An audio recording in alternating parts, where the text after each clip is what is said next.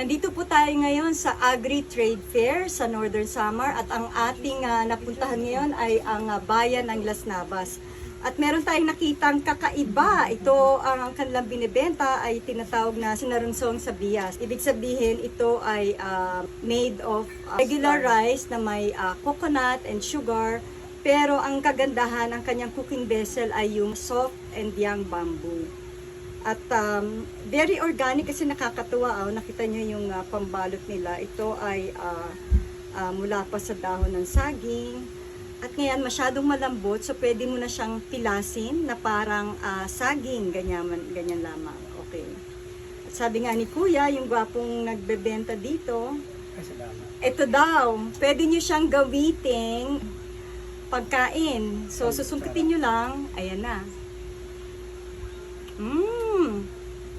Masarap, malambot. It just melts in your mouth.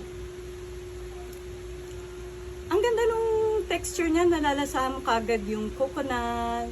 Malasa, hindi siya yung matamis na matamis, so very balanced yung flavor. Ang ganda nung texture. Talagang kasi giniling yung bigas na may kata, so nag-soften na siya. So pag yan ay dumaong sa iyong bibig, yan ay parang nalulusaw na lang na pagkasarap-sarap. Bayan ng Las Navas, maraming salamat po.